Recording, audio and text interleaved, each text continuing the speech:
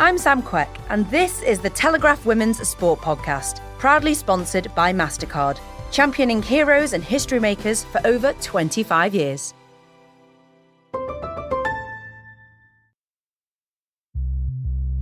Women's football, Euro final, England versus Germany, Wembley, sold out stadium, and then to go on and win it. It was just insane. A lot of the chatter afterwards was, I really hope it's not the ACL, hope it's everything else. I'd worked in the Olympic and Paralympic system for a number of years. No one had ever said the word periods, no one had talked about menstrual cycles.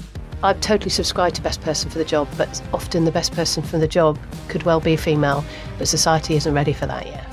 All I'm saying is that everybody should know how to swim. I can't fathom how you can try and say that that is troublemaking or anything like that. Every time I hear somebody talk about investing in women's sport and talking about it as if it's some sort of donation or like charity. You're welcome. It's just such a weird way to tell me that you're bad at business. Hello, I'm Sam Quek, and welcome to the Telegraph Women's Sport Podcast. We want to discuss important topics in women's sport, and in this episode, we're talking about motherhood. I'm joined by two people to discuss the realities of being a mother in elite sport and the challenges we face at any level when returning to sport post-partum. Having added gold medals in Rio and Tokyo to the silver that she won in London, Hannah Mills is the most decorated female sailor in Olympic history. She's currently competing for Ben Ainslie's Great Britain team in SailGP. Hello, Hannah. Hi, how you doing? I'm good, thank you, but not too good because I'm mega jealous of where you're actually tuning in from today because you are in Italy, is that right? I am. I'm currently sat looking over the lake, Lake Garda. Stop it. Yeah. Stop it. And I presume it's a light breeze and sunny blue skies as well. It's amazing. Yeah, it's beautiful. And you're in Italy because you're actually taking time out to speak to us as well because you are in between training, is that right? Yeah, we've got a competition here starting in 2 days' time. Awesome. And everything looking good? Well, it's the first time I've actually sailed this boat, so it's quite the learning curve. But yeah, it's going to be amazing. It's such a good place to sail. Oh, we'll have to keep an eye out then how you get on after this podcast. We'll talk about babies and where you're up to. I know you've got gorgeous Sienna, but we'll delve into that in just a second. Our next guest is Jo Perkins, the head physiotherapist for the Wales women's rugby team. She's previously worked for the Scarlets and the Football Association of Wales and is also a keen runner herself. Hello, Jo. Thanks for joining us. Hi, thanks for having me. Now, you're in the not so sunny location of Cardiff, is that right? That's right, yeah. It's not so glamorous here in South Wales, that's for sure. Thanks so much for joining us and taking time to speak to us. So what's summer looking like for you? I presume your players had any time off? Well, yeah, we're actually in a quieter period compared to you, Hannah. We just come off the back of our Six Nations. So this is a nice period. We're looking after some of the injured girls, but yeah, a quieter bit of downtime to prepare for our autumn campaign then. Awesome. And obviously outside of our work, we have little ones to look after. So we're just going to paint a picture of each of our families for our listeners. So I'm going to start first. So I have got a 1-year-old and a 2-year-old. My 2-year-old is Molly. She's fabulous. She learns fast, I'll say that, and loves to pick up certain phrases from myself and my husband. All PC, all very normal, but just hilarious. And I've got Zach, who is 1. He's a proper little cheeky chappy, and they are 1 year and 9 days apart. So as you can imagine, I've been very busy. So Hannah, I said we've got little Sienna from your side. How old is Sienna and when was she born? Yeah, I've got little Sienna. She is 8.5 months now, so she was born in October last year. And she's very determined, which I just don't know where she gets that from. And she's dragging herself fiercely across the floor at a quickening pace. So yeah, we suddenly have to get our wits about us and really keep on top of where she is. But I've also got 2 stepsons as well. Oh, fab. So yeah, it's a busy household at times. Oh, I can imagine. And is this the longest you've been away from Sienna on this camp? It will be. Yeah, I've done one 3-day, 3-night trip sort of a month or so ago, and then this one's actually 7 or 8 nights. How are you finding it? Ooh, do you know what? It's really hard. I'll be honest. It is really hard. You definitely feel like you're missing out, or you feel guilty for not being there. But my husband Nick is just amazing, and I know she's in the best hands. And he sends me so many videos, which really helps me actually. But yeah, it's hard for sure. Yeah, and I can imagine it's that balance, isn't it, between pursuing your dream and still wanting to achieve great things. But I think we all do experience that, mum girl. Jo, I know you're a mum yourself. What does life look like for you at home? Oh, yeah. Well, I have a slightly older Sienna. She's only coming off 8, and a little boy's turning 5 in a couple of days. So a little bit further ahead than you guys. I probably get a little bit more sleep than you do. It gets easier, I promise. And how do you find balancing being away with work with the kids? I'm nodding away, Hannah, and well, both of you, when you're talking about the guilt, because although I'm obviously not an athlete, I'm looking after the athletes. So it's a constant juggle, isn't it, of that mum guilt, and it is mum guilt, isn't it? Because it's important that we still achieve what makes us, isn't it? But you miss them terribly, don't you? And I think it's taken me time to certainly navigate my way through, still achieving in my career and still, being there and being present as a mum, and still learning that for sure. I think it was after 6 weeks, I went to a baby group, and one of the mums said to me, "Oh, when you're going back to work?" And I said, "I'm going back actually in about 6 weeks' time." They're like, "Oh, so early." And naturally, that guilt comes back on you. Hannah, we're going to talk about your Sienna first. So October 2022, you welcomed her. What was the thought process? So going back to family planning alongside your fiance, Nick Dempsey, who's also an elite athlete. Talk us through the thought process of you wanting to still be Hannah Mills, achieving great things on the water, to then becoming this mum. Because, naturally you're thinking, oh, can I not? Yeah, and definitely. So after Tokyo, the Olympics in Tokyo, we sort of sat down and said, this is the best time of there never being a best time to start a family, or it feeling like there's never a good time anyway. So yeah, we decided that was the moment, and I just joined the British SailGP team as an athlete on board that, which was like a huge step for me as an athlete, a female athlete in sailing, because beyond Olympic sailing, there's traditionally not been that much for a female athlete to go and do. And so SailGP and their Women's Pathway program gave me this huge opportunity to carry on my sailing career. So I just jumped on board there, and it felt like, is this going to be the end of this career? And am I going to then have a baby? And then, so anyway, we decided it's now, we want a family, and that's what it ultimately came down to. So yeah, I got pregnant and then spoke with Ben and the team, and they were just amazing. And I feel everyone tells me to not say lucky, but I do feel lucky that I'm sort of in a place, in a country and in a world that's in a place where they were accepting of what I was trying to do, having a family, and were very welcoming in terms of have the baby, be involved with the team as much as you want whilst you're pregnant. Obviously, I couldn't sail on the boat, but I could still do loads of other roles within the team on shore, and then have the baby, have whatever time you need, and come back when you feel ready. So yeah, in a way, I just feel like, wow, that's such a relief lifted off my shoulders of, right, I can do this, and then we can make it work and make a plan as to how to come back afterwards. That's amazing. There's no right time, is there, for anyone? You can't put your finger on the button and say that's the right time for me. But the fact that SailGP made it a really nice environment where you did have the confidence to say, actually, yeah, we're gonna try for a baby, it must really help. It massively helped, yeah. And like I said, finding those other roles that I could do whilst pregnant, being an athlete, I couldn't compete and be on the boat, but there was so much I could still offer outside of that. Physically helping me with a plan to come back post baby, it was just incredible. And then obviously with SailGP, we're a global circuit, and we have sort of 10 to 12 events over the year in all locations around the world. And so logistically making it possible for me, Sienna and Nick to all come along, for me to still breastfeed when I came back competing and have the facility to be able to do that, and just creating that environment, I guess, where I could still feel like I was being a mum, and I could still feel like I was doing what I needed to do to be an athlete as well. Yeah, to have that is amazing. Jo, we talk about women and athletes getting pregnant. The fact that Hannah's been able to be involved so much in the run-up and during her pregnancy is fantastic. And I remember even speaking to Sarah Story, and she was so open about her training regime that actually she got a bit of backlash from some people thinking, oh, actually, you're so irresponsible training while you're pregnant. But actually, it's okay, isn't it? You can, as long as it's well planned and there is instruction and support behind it. From your point of view, how good is exercise for you when you are pregnant? And it is doable, isn't it?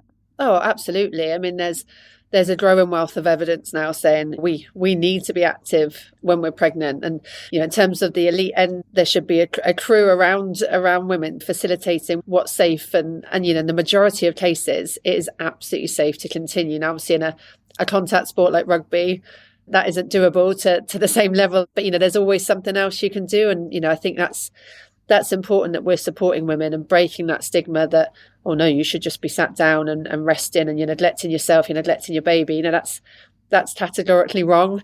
And I'd say in an uncomplicated pregnancy, exercise is safe and encouraged. And for you, you've got a lot of experience postpartum, especially through your physio practice. What was it that inspired you to help women and people who were coming back after having a baby into sport? Sure, it was my own experience that at that point when I had Sienna, I was working in men's rugby, and I know it was the elite end of the scale, but even in a low-level hamstring tear, there would be a really structured, progressive rehab process in place that would be tailored around a period of recovery, progressive strength, focus strengthening, returning to impact, returning to running. Yet you have your baby and you just said, oh, let's see how it goes in 6 weeks and crack on. And that's mental, isn't it? And things have really changed in 8 years. There's growing wealth of evidence, and there's some brilliant return to run guidelines out there now. But, that's how it was 8 years ago. And, you might see a GP at best. And it blew my mind that I was like, look, I am going to town on a hamstring strain, yet I've just delivered. I've had big kids. They were 10 and 11 pounds. And go on, Jeff. There's challenges. And, natural delivery? Yeah, well, ish. And, I'm quite open about it. My own personal challenges. And that was like, no, this is not okay. And I went into women's health then and have a real passion for supporting women postpartum. I definitely needed to find you, Jo, after I had my baby, because I really struggled to find anything out there that was kind of what I should do afterwards. So there's definitely still a lack of that, I'd say. Yeah, massively. Yeah, incredible evidence, isn't there? There's mixed messages and still that fear. And back to the hamstring, if you did nothing for 6 weeks after a hamstring tear and then went straight back out and run, you'd re-tear it. Yet that's what we're telling women to do post-baby. It's mad. So we talk a lot about bridging sports medicine and pelvic health, and for so long they stood separately because of where the pelvic muscles were. We shouldn't talk about that. That's gynecological, when they're just like any other muscle. And we've got to talk about them and rehabilitate them. Otherwise, women are just having long-term consequences, or even worse, not going back to sport. I mean, Hannah, you just said there that you really struggled to find someone, but I mean, you returned to SailGP 3 months after giving birth. I mean, again, it's no easy task. Yeah, well done. Sailing and putting all that effort and what you put your body through, having a baby to then go and do what you needed to do to compete. What did you do in those 3 months? Yeah, it was an unknown for sure. Like, I wanted to set a target of coming back for the SailGP in Singapore in January, which was 3 months after having Sienna. Because like any athlete, I think I like a target, and it just helped focus me. But I was always very realistic that if I wasn't ready, then I wasn't ready, and that was also fine. But definitely, I had Sienna, and then the first couple of weeks, you are just recovering and trying to just get into some kind of normal, whatever normal looks like after you've just had a baby, and then slowly start doing things. But I had to definitely reach out myself to a lot of different people that I'd known from the Olympic world. The EIS were actually really supportive. My old physio was really supportive, and then SailGP, their medical team, were really supportive. But I didn't know that I should be booking in to go and see a sort of post-pregnancy physio just to check. Jo, you'll know what it is, but the muscles down the middle of your stomach to make sure they're coming back together, and just all of those things that you need to make sure are getting to a place where you can start to do more and more exercise before you go and do it, because otherwise there's a big risk of creating more injury and longer term recovery. So yeah, that whole process, I kind of felt like I had support, but I was reaching out myself and trying to figure it out myself a bit as well. And then, yeah, we just set some markers of what I felt like I needed to be able to do physically to go out to Singapore, to then get on the boat, to then see how I felt on the boat. And, you know, we had another sailor out there that if I couldn't and didn't feel like I could compete, she was going to step in and do the role. So the team facilitated that. And, you know, we brought Sienna out there. It was our first time traveling with her. And so figuring all of that out, and then figuring out breastfeeding in and around sailing. And yeah, there was just so much to figure out. But yeah, it was having all the support around me made it possible. Yeah, I think figuring all that stuff out, as I say, as a regular mum, but as a mum who's not traveling the world, competing. I mean, from my point of view, I wanted to get up and about as soon as possible, but I guess you can always have a plan in place when it comes to childbirth, but before you know it, you're in a 48-hour labour, you have an emergency C-section, and like you say, Jo, you're expected to get up and just crack on without that support. And coming from an elite side of hockey where you have the doctors, the nutritional support, the physios and the fixing your body, you come out of that and you do just become again, this sounds terrible, the regular Joe Blogs who is having a baby. And again, that support's not there. I didn't know where to start. A year later, I have another C-section because of for whatever reason, I'd started to bleed and needed an emergency C-section. So all these things go on. So in terms of getting back to just me, let alone sport, going for a run around the block, Jo, from your point of view, I mean, everything that goes on, natural birth, especially C-sections, the impact of having a baby is huge on the female body, isn't it? Not even to just get back to competing at an elite level. Oh, massive. And it is, again, I think there's pressure to not call them injuries because it somehow takes us away from loving our babies, but they are injuries, whether whatever birth you have, whether it's abdominal or vaginal birth, there's varying degrees of trauma to abdominals and pelvic floor muscles, and we just have to respect that process and like I say, treat it like any other injury. And not only you're doing that, but you're navigating being a new mum as well, and you're exhausted and might have feeding challenges and whatever else comes with it, and that's in a so-called straightforward recovery. The amount of women who have really profound complications or profound consequences from delivery, again, are just sort of told to get on with it, or women aren't speaking up thinking that they're normal. So it's first of all just getting back to daily living before we can consider pushing on to sport and being an elite athlete again, isn't it? So when Hannah's going back and she's thinking, right, 3 months, let's get cracking to competing on the elite stage, from your point of view, Jo, what are the main things, well, and Hannah probably as well, what are the main things that you had to focus on to get yourself back to that level of actually being able to function physically like you did pre-baby? So Jo, from your point of view, what would you say was the biggest physical challenge that you might face? Well, I mean, in terms of physical recovery, certainly what we call pelvic floor dysfunction, from incontinence to prolapse symptoms. So that can be sort of heaviness down below, feeling like a dragging sensation or a pressure vaginally, diastasis, which Hannah was talking about, so abdominal prolonged kind of separation of the abdominals, pelvic pain. So these are all kind of signs that actually the body isn't tolerating the load that we're putting on it. So they're certainly in the initial stages, things that we need to work on, and that is through progressive pelvic floor training,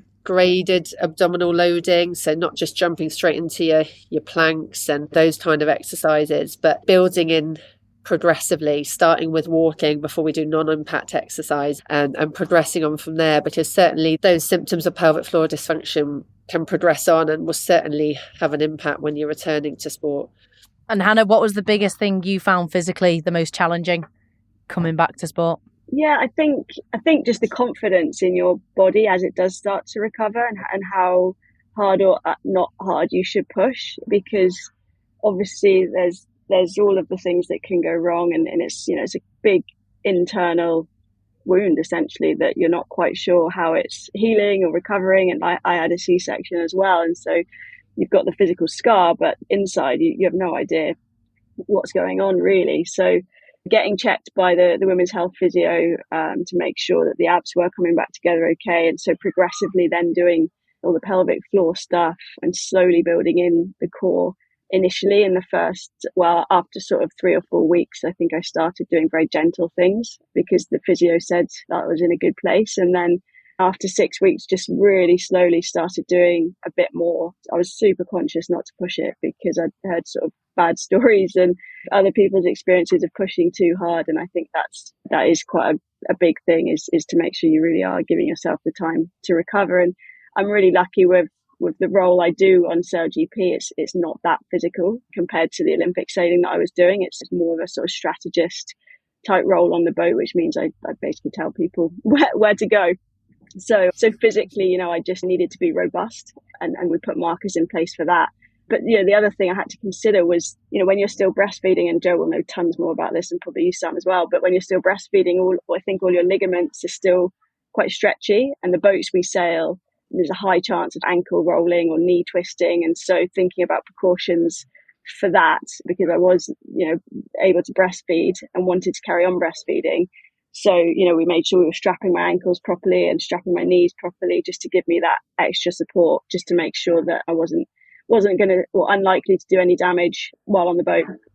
Yeah, it's fascinating you said that about strapping ankles and making sure that you are stable in those departments, should we say. We actually spoke about the impact of hormones on ACL injuries with Dr. Emma Ross, and it's one of those things you have to think about, Jo, isn't it? When you are breastfeeding or you are pregnant, it does have an impact on how your body may function when it comes to stability. Yeah, absolutely. And that's where we just advocate as much strength work as possible. Pregnancy is the time to be at our strongest to support that increasing laxity. And, women, we're more at risk of your ACLs, we're more at risk of ankle ligament injuries than men anyway. So, yeah, it certainly is. You feel at a more vulnerable time, and it's the time, to get at our strongest for sure. Yeah, it's fascinating as well. I think we had an example of Helen Glover breaking a rib, and she thinks it was down to breastfeeding because it was an iron deficiency. So again, it's just all these different things that you do have to take into consideration when you are returning to sport. Oh, yeah, massively. And particularly, if you're breastfeeding, periods might not have returned, and periods are a great indicator for us as women that we're getting enough energy in, your body's coping with what we're asking of it. So if they're not there anyway, you're breastfeeding, you're pushing your body a little bit, we can be more susceptible to injury. So it's just making sure it's progressive and you're extra hydrated and getting enough energy intake that matches what you're expelling as well.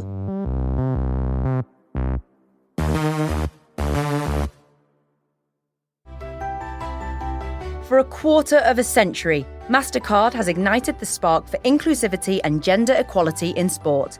That's why, as a major sponsor of women's football, MasterCard proudly sponsors Arsenal Women. Arsenal Women are pioneers in football, paving the way as inspiring role models to help the next generation unleash their inner potential. Go to mastercard.co.uk to find out more.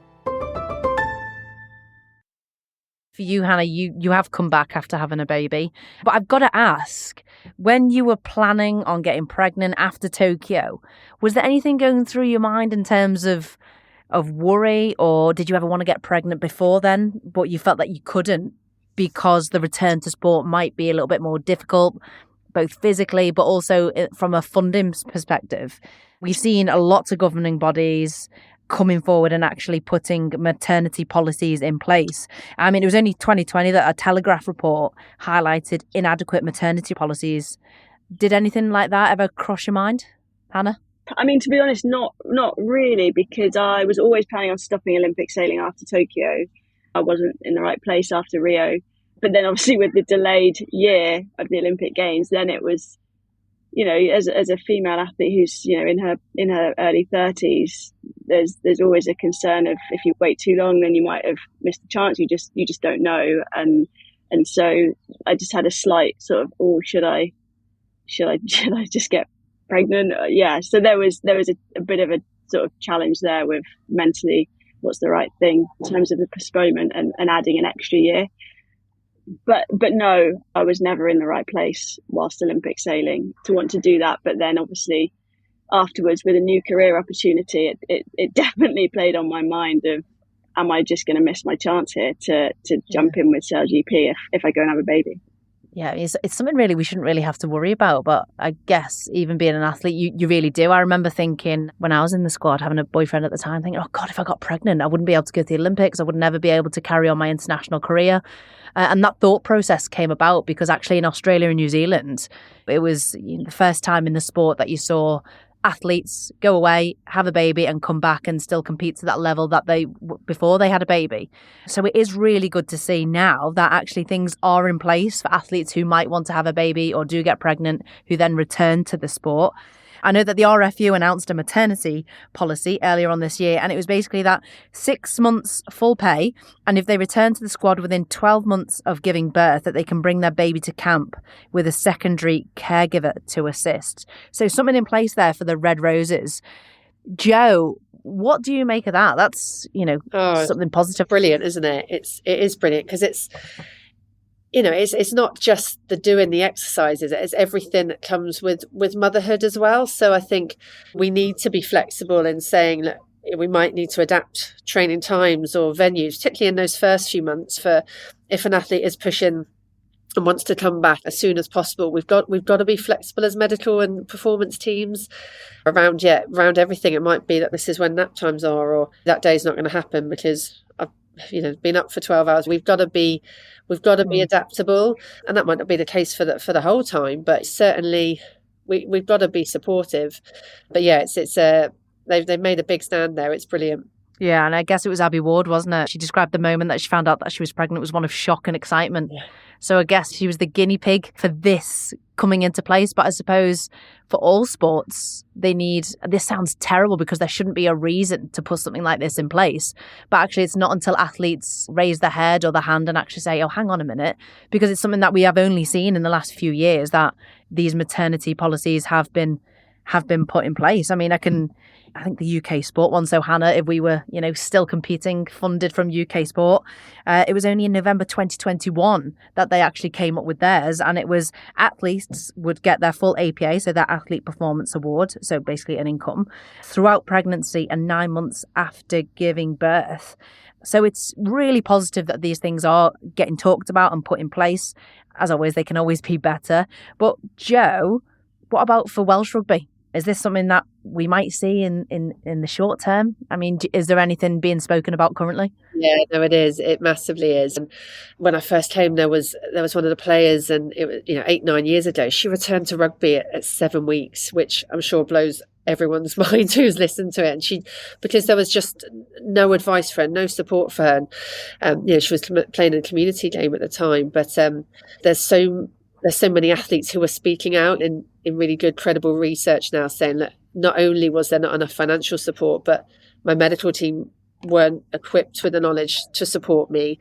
I felt the pressure. I felt like I couldn't talk about it. So, our policies need to reflect all of that. And the problem with a lot of sports is that elite doesn't necessarily mean professional still, does it? And I work for the WU who are been really forward, in pushing our players to be professional. But there's USA, Canada, who some of the best players in the world, but are still full-time working, then trying to navigate motherhood and their own athletic identity. That's a huge challenge, and that just adds a whole nother dimension. But we should be, as a minimum, supporting rehabilitation physically and mentally. I think that's a massive part of it as well. The amount of women who are struggling postpartum depression, pressure, things going on behind the scenes. We have to do better, and policies, I say, as a minimum, should be supportive through pregnancy and the whole postpartum period, which is up to 2 years, really. Yeah, absolutely. I mean, Hannah, from your point of view, have you been in touch with any athletes who have had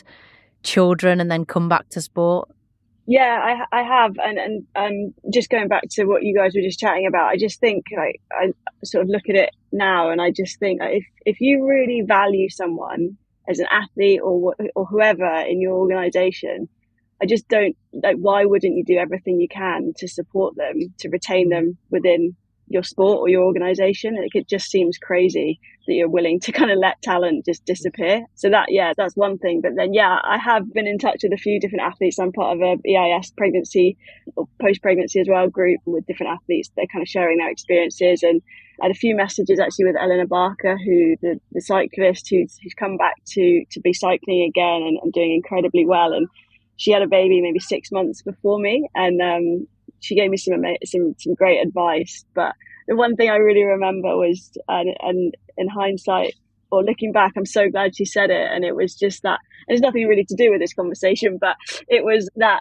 those first 4 months of having a baby, just like enjoy all those cuddles. And when they fall asleep on you, let them fall asleep on you, and don't fret about putting them down and getting them into a routine and panicking about all that stuff, because suddenly those cuddles aren't there and they don't fall asleep on you as much. And so just enjoy all of those moments. And actually, I'm so glad she said that to me, because before she said that, I was definitely in a bit of a mindset of, I need to get her into a routine so I can crack on and get back physically and all of that stuff. But I'm so glad she said that, and I did just enjoy that.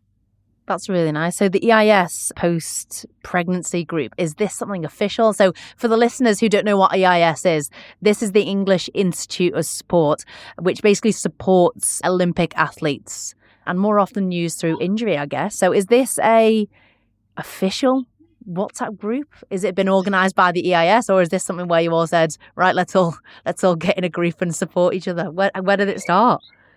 I'm not too sure, to be honest. I wasn't even on the programme when I got added. I'd finished my Olympic career, but it just got sort of highlighted that there was this group that had been set up. Whether it came from an athlete being like, we should create a group, and then the EIS facilitating, I'm not sure. But I got added just as I sort of was having Sienna, so a little bit late. But yeah, it's been really, really cool to hear about other athletes' experiences, that's for sure. Yeah, that's amazing, because we have all these groups, don't we? Baby massage and sensory play. But I guess if you're coming from an elite athlete point of view and you are returning back to the sport, that emotional support, I guess, even more so than the physical sport, must be so key. Jo, do you find that as well? You can do the physical side, but actually the emotional, like you talked about, the postpartum depression can actually be just as influential when it comes back to returning to sport? Massively. I think from the birth itself, we all know that's traumatic, whatever mode that is, and that in itself can have massive implications. But probably going back to what we said at the first, just being around like-minded people who get you and get that I didn't want to be there making my own baby food, and craft is still a challenge. But now knowing that's all right, because I do a lot of other really good stuff. So being around people who understand that this is your ambition, your aspiration is your job, and can support you and giving you tips, it's absolutely massive, and that is paramount for your mental health, whatever level you're at or whoever you are. So yeah, it's massive. Yeah, it's fascinating, because you always get the onlookers, you always get the people who judge. I mean, you get the people who say, what, you're going back to elite sport? Well, who's going to look after the baby? How are you going to do that? How are you going to feed them when they need feeding at this time and you're on the water or the pitch? How have you managed that? Obviously, you've surrounded yourself in this WhatsApp group, but naturally, I mean, if it doesn't come from ourselves, it comes from someone else, doesn't it? Yeah, totally. Yeah, so I mean, I'm incredibly lucky that my fiance, I keep calling him my husband because I feel like we're married, but my fiance Nick. Hannah, my when I first got engaged, my husband said, "This is my," and couldn't say fiance and said friend. Unbelievable. Unbelievable, that, isn't it? Unbelievable. So, at least you haven't said friend instead of fiance. But yeah, sorry to interrupt. Yeah, well, you're absolutely right. I just feel weird saying fiance. Anyway, Nick. Congratulations, by the way. Yeah, thank you. So he was Olympic windsurfing coaching. He was coaching the British squad.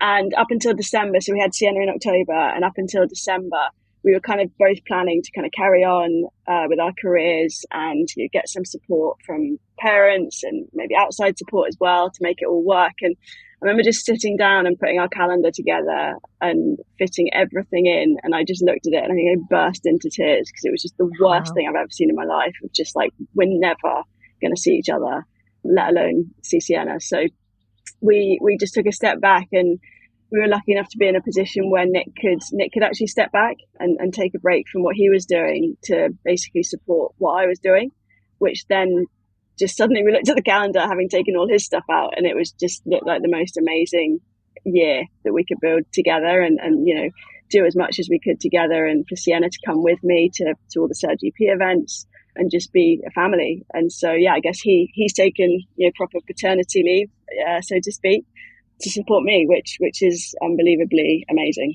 Yeah, extremely lucky to have someone like that in your camp. What about from your point of view, Jo? You see things from a point of view where you are in and amongst it with current elite athletes. You're a mum yourself. Is there anything that you look upon and think, oh, I wish they had that when I was around? Albeit not from an elite sport point of view, but from a very working mum point of view. The things that you think that needs to be essential when it comes to performing at the top, whether it's in work or sport. Oh, do you know what? I'm in the process of writing some return to rugby guidelines with World Rugby, and so doing a lot of reading around the topics, a lot of elite experience. And there's one really nice line going, it takes a village and that's okay. And I feel so strongly about that, because I love that. Oh, it's so true, isn't it? Because we take it on and go, I should do that. And we had the World Cup, so I was away from the kids for 6 weeks, and again had a lot of that, oh my God, I can't believe you're doing that. My kids had the best time, and I know they miss me and I miss them, but we put on loads of good stuff for them. They saw their grandparents, they went on trips, and I came back and had a couple of months where I was home every day. I did the store pickups every day, and everyone was okay. And I think that's the big message. Plan ahead. Don't get me wrong, I bought them a present for every single day I was away and bankrupt by the end of it, because that's your mum guilt, isn't it? But I wish that, at the start of coming back in and being away and working, just rely on, it's your village. It's not just on you, and that they will be okay and they're happy. And if you're happy, they're happy. And that is so true. Take the pressure away. And if there's the people who are judging, maybe they're not in your village at the minute. They might come back in at a later date, but right now they're maybe not there. That's such a good point. I mean, 6 weeks as well. Again, it always comes back to the mum guilt. Yeah. What bits of advice then would you give to Hannah? If Hannah, I don't know whether you're ever going to be away for 6 weeks, or even 6 days for some feels like 6 weeks. Is there any advice you'd give to Hannah about how to manage that situation? I guess if the child's a bit younger. Well, yeah, and I think that there's pros and cons of them being younger, isn't it? Because they can't tell you they miss you, and they're sad they make you ill, can they?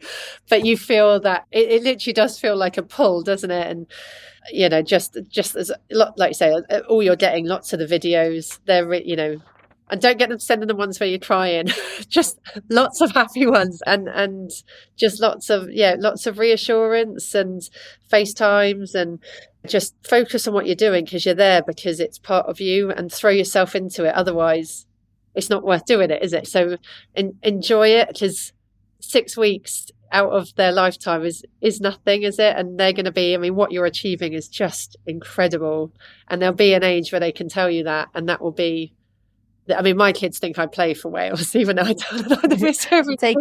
Take it. Oh, Mum, you're amazing. And when you get that and they're proud of you, it's amazing. You will have that at some point, Hannah, and you're just paving the way for the little Siennas of the world. It's brilliant. You're so right, Jo. So many people are looking, I guess, you as a mum, and Hannah as a mum, and hopefully me, as role models, people who can still achieve great things whilst trying to raise children and be that mum, be that doting mum. How important was it for you to retain that identity, of Jo, who works hard, and be that role model for your kids? Oh, it was massively important. And again, it took me a while to get to that point, to be at ease with it. But, that's who you were first. And equally, it's okay, to go the other way. And so, work with athletes before I go, do you know, I don't want to return, or I thought this is what I wanted, but actually I don't. And you speak to them and they feel just as much guilt because they haven't gone back to it, so like you said, you can't win either way. But I think it's just being true to yourself, isn't it? And actually, this is what I want. And my husband knew who I was when he married me and we had kids. So, again, like you guys, so supportive and done, this is brilliant. You're going to New Zealand. We'll be fine. Don't stress. And trust in who's around you, and being true to yourself, because That's part of who we are and what makes you happy. And that inevitably makes you a better mum as well, doesn't it? Yeah, completely. And I must let you say, to have a partner who understands who you are, what you're about, what you want to achieve and supports you in that is huge. My husband, Tom, is literally, in my opinion, the best husband, the best dad in that respect. I suffer massively from mum guilt all the time, but I have to go back and I always think I'm the best version of me when I'm busy and I enjoy what I'm doing outside of being a mum. And there was a 2-3 week block, I think, around Christmas time where I was extremely quiet with work because everything kind of, goes a bit quiet. And not that I didn't love my kids anymore. I just found I was much happier and I was a happier, more energetic mum and gave my all. I always tried to give my all, but I was happier and more refreshed when I was me, away from the house, doing what I love, meeting new people, speaking to people, to then come back and be the best version of a wife and a mum, I guess. But it's like you say, it's being true to yourself. It is, isn't it? And I think just being open about these sorts of discussions, isn't it? And again, it'll break like so many things in female health that breaks the stigma. And I went back to work with Sienna at 6 months, and then my husband had 3 months paternity, and that was he loves it. That was the best 3 months of his life. And paternity policies should be better for men, so it allows it can make life easier for us to make decisions as well. So some amazing advice there from Jo. But for you, Hannah, how important is it for you to retain the identity of Hannah Mills, the successful athlete achieving great things, and also be a role model for not only your kids but other kids and people who are also looking to achieve great things? Yeah, it's really important to me, actually, because I feel like in the UK anyway, for females and female athletes, it feels like a tipping point almost of momentum and progression with what we can do and what we can achieve, and slowly gaining support and, whether it's commercial or support from our federations or whatever it is to be athletes and be more than athletes, whether it's mums or whatever else it is. And so I do feel like we have this opportunity and responsibility that we can, with the right support, do more than we think we can when it comes to particularly starting a family. And I feel really excited by that. And I definitely feel like if we can break through this sort of barrier that's slowly being broken down, then for our kids, it'll be completely different. And that is so exciting. Yeah, completely agree. It would be so different. Like you say, hopefully our children at this point in their life, although experience the mum guilt, will have found their journey a lot more easier and guilt-free. I mean, you're both fantastic women and no doubt fantastic mums as well, achieving great things. I just want to say a huge, huge thank you and big love to the kids. Oh, thank you. Likewise. Oh, thanks, guys. It's been awesome. I'm Sam Quek, and you've been listening to the Telegraph's Women's Sport podcast. The producer is Shira Kilgallen. Executive producers are Louisa Wells and Sarah Mockford. For more women's sport content on The Telegraph, head to telegraph.co.uk/women's-sport. MasterCard champions trailblazing women in sport and is proudly a patron of the AIG Women's Open, one of the most prestigious international majors in women's golf. Experience more of your passions with Priceless.com.